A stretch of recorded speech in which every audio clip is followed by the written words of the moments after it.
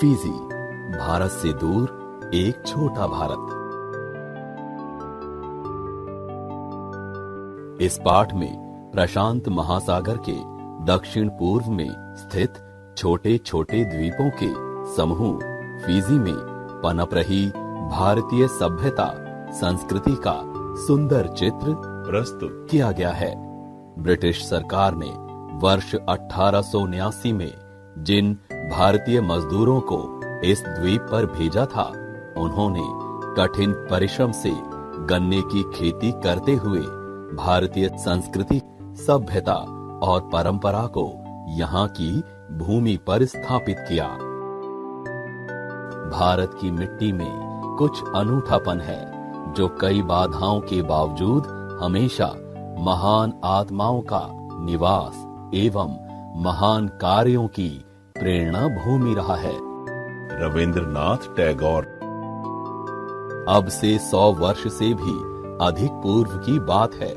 1879 ईस्वी में ब्रिटिश सरकार द्वारा एक समझौते के अंतर्गत लगभग 500 भारतीय श्रमिकों को समुद्री जहाज में बैठाकर भारत से 10,000 मील दूर सुदूर पूर्व के एक देश में भेजा गया।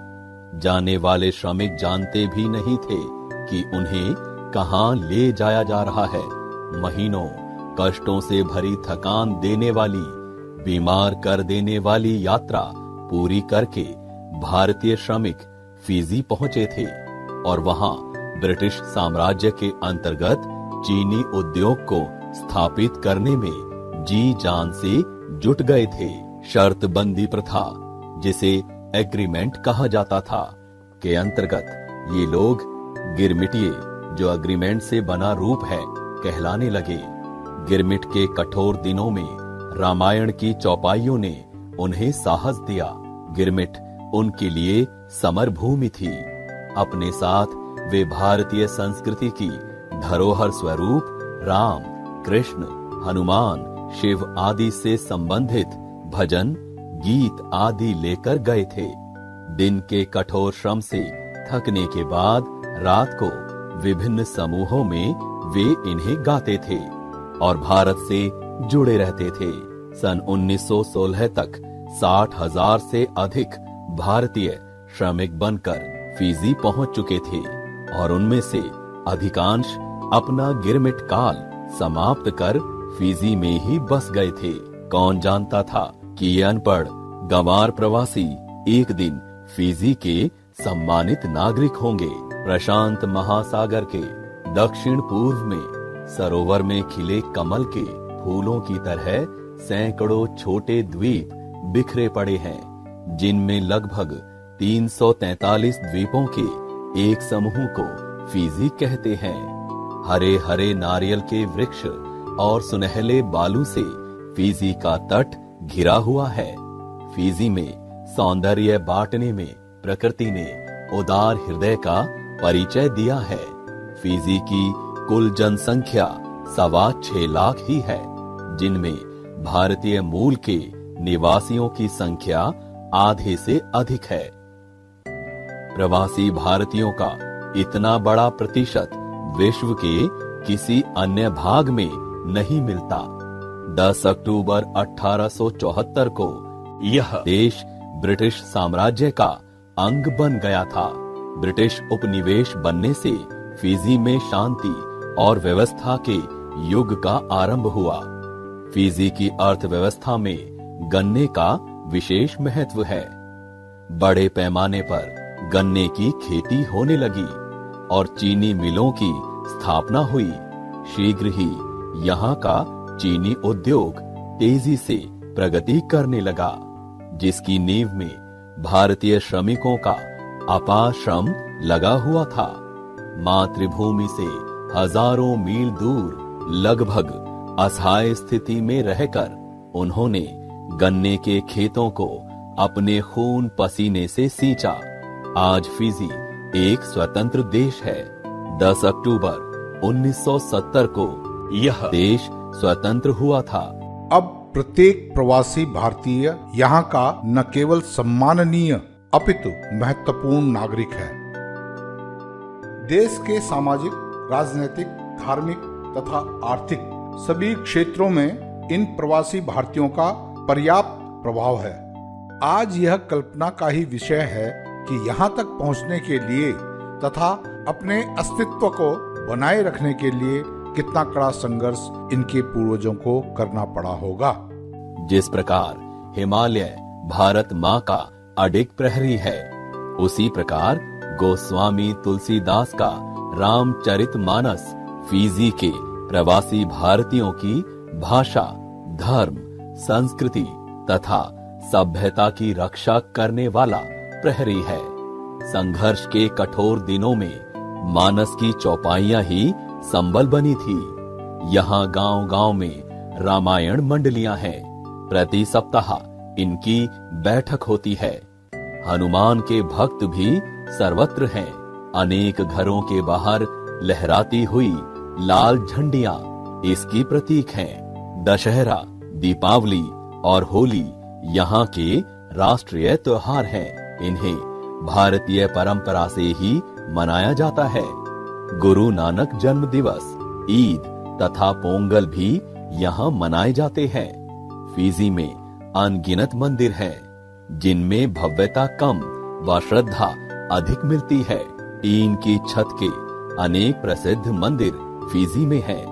मस्जिदें, गिरिजाघर तथा गुरुद्वारे भी यहाँ पर्याप्त संख्या में हैं। हिंदू, मुस्लिम, सिख, ईसाई सभी लोगों के बीच मौजूद भाईचारा यहाँ की प्रमुख विशेषता है। हिंदी भाषा को यहाँ पूर्ण मान्यता प्राप्त है। यहाँ की संसद के दोनों सदनों में हिंदी भाषा के प्रयोग को संवैधानिक मान्यता प्राप्त है। प्रत्येक संसद सदस्य अंग्रेजी, हिंदी और फिजियन भाषा का प्रयोग करने के लिए स्वतंत्र है।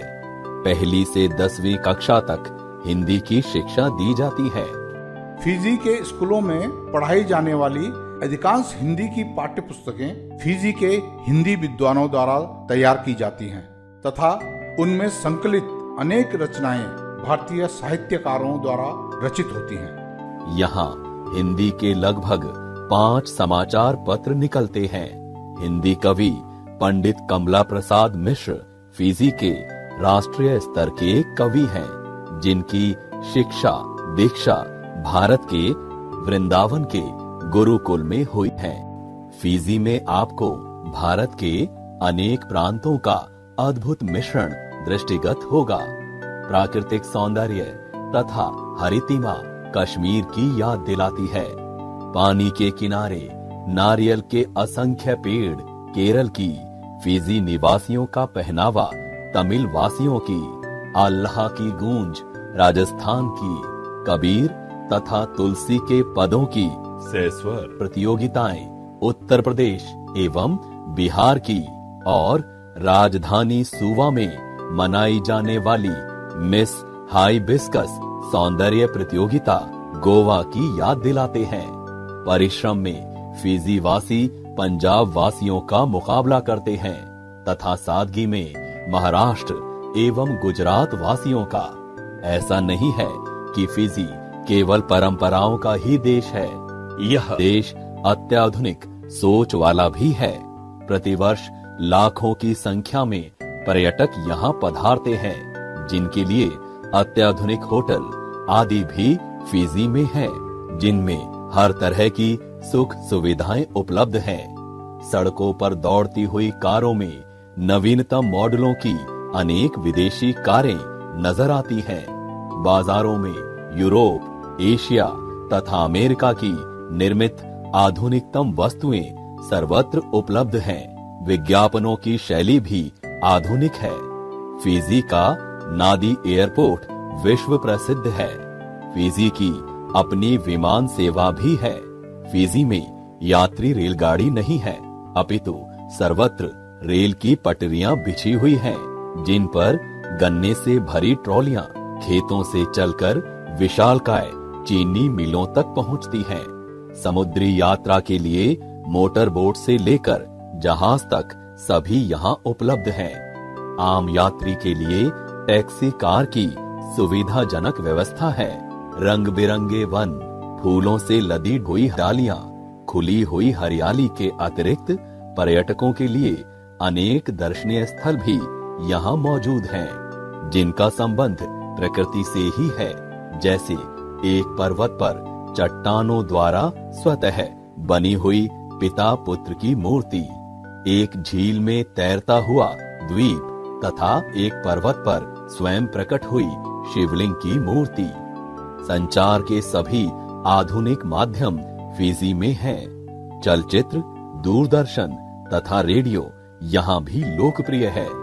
फिजी के विभिन्न नगरों में अनेक छवि गृह हैं, जिनमें शायद ही कोई ऐसा होगा जहां भारतीय चलचित्र न दिखाए जाते हों, विशेषकर हिंदी चलचित्र, जिन्हें देखने का शौक यहाँ के सभी निवासी रखते हैं। दूरदर्शन सेट यहाँ पर घर घर में है, परंतु अभी तक यहाँ कोई केंद्रीय राष्ट्रीय प्रसारण नहीं होता है। सभी लोग अपने सेटों पर वीडियो चित्र ही देखते हैं। रेडियो फिजी पर भारतीय हिंदी चलचित्रों के गीत सुने जा सकते हैं। पूरे दिन में लगभग 15 घंटे हिंदी के ही कार्यक्रमों का प्रसारण होता है। फिजी में विवाह संस्कार की पद्धति भी भारतीय ही है। अग्नि को साक्षी मानकर वरवधु सप्तपदी का विधान पूर्ण करते हैं। बच्चों के जन्म पर छठी आदि के अनुष्ठान होते हैं। देह के नष्ट होने पर दाह संस्कार भी वैदिक रीति से मंत्रोच्चारण के साथ किए जाते हैं। भारतवर्ष एक बड़ा और महान परंपराओं वाला देश है। फिजी वासी उसी की बिछुड़ी संतानें हैं, जो यहाँ आकर बस गए हैं। यहाँ के प्रवासी भारतीय शरीर के स्तर पर यहाँ रहते हैं, लेकिन उनकी आत्मा गंगा माँ के पवित्र जल का स्पर्श पाने के लिए लालायित रहती है। भारत की प्राचीन परंपराओं को यहाँ के लोग आज भी धरोहर की भांति संजोए हुए हैं। अतः यह अतिशयोक्ति नहीं है कि फिजी के रूप में भारत से दूर एक छोटा भारत ही यहाँ बसा हुआ है।